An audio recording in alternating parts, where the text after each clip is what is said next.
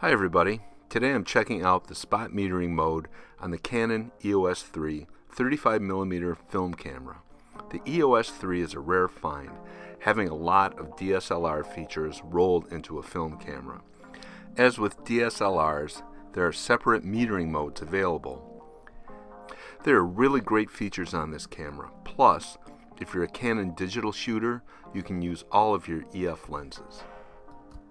Using spot metering mode opens the door to the zone system. The zone system can get really complicated, but I simply follow Ansel Adams' advice: expose for the shadows and develop for the highlights. Today, I'm shooting with a Canon 35mm f2 EF lens. As you can see, there's a lot of snow in the ground, and the snail sculpture and dead flowers are very contrasty with little or no middle gray. There is also a slight shift in gray from the fence to the snow. Here's where spot metering comes into play. The grasses provide a better opportunity for middle shades of gray. If I metered in evaluative mode, the entire scene would be muddy, middle gray, including the snow, and that's certainly not what we want. Here's a developed image of the grasses. I metered on the shadows to get middle gray. This makes the outer blades much lighter. I'm shooting today with Ilford HP5 at ISO 400. I'll have more on this film later. The wooden fence looks like a good subject to play with middle gray and contrast range. I'm metering on the darker stains on the vertical slats. That will be my middle gray. I usually shoot with Tri-X at ISO 400 and often push it to ISO 800. This is my first time using HP5. Here's a shot of the film negative. If you're not familiar with negatives, everything is reversed. What is light is dark, and vice versa in the final print. I'll have a tutorial on developing negatives in the future.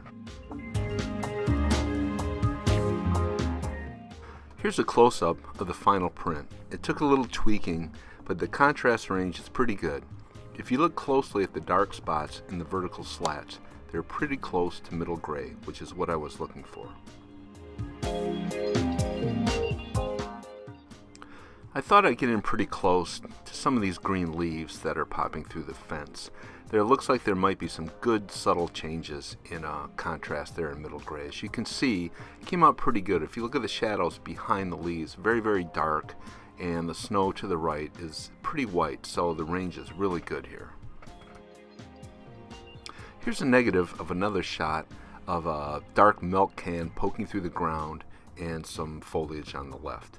Came out pretty well too. The snow is really nice and white.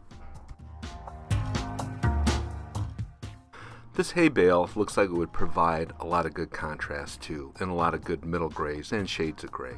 So this is a negative, and we can see there's pretty good contrast here. And here's the final print with reasonable contrast between the snow and the hay.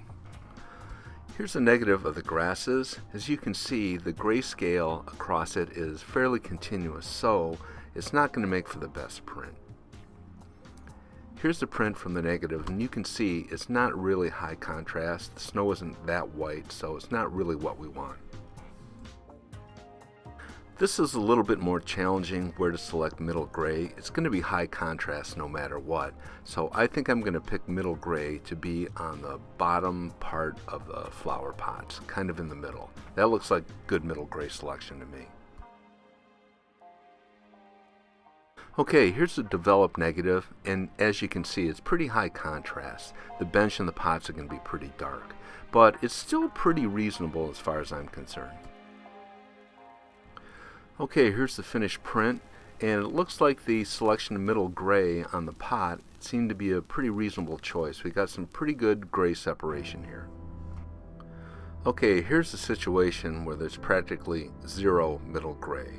So when you encounter a situation like this, think, okay, what kind of really cool abstract shot can I get with this? A good high contrast shot.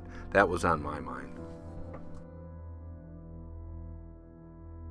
Well, here's the final print. I'm actually pretty happy with it. It looks pretty good, the separation and the abstract nature of the little spiky dead flowers. Here's another example of all you can really get that'll look good will be a high contrast shot. So I metered on the flowers and hope for the best. Actually, the print came out pretty good, a little bit better than I expected since there's some gray separation between the fence and the snow. One thing that's really remarkable about the EOS 3 is its eye focus control. I thought this was a gimmick in the begin with. What happens is you just move your eye around and the focus points just pop up and whatever you look at focuses. It really works. I develop all my own negatives and I don't scan them in. What I do is I photograph them using a light table. I'll have a tutorial of how to do this in the near future.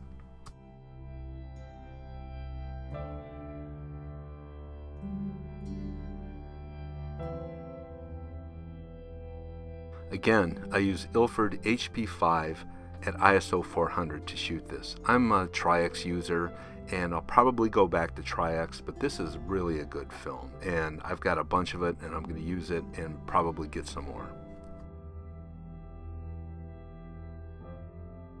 Well, if you like this video, please hit the subscribe button below. This is Jeff signing off and I'll talk to you soon.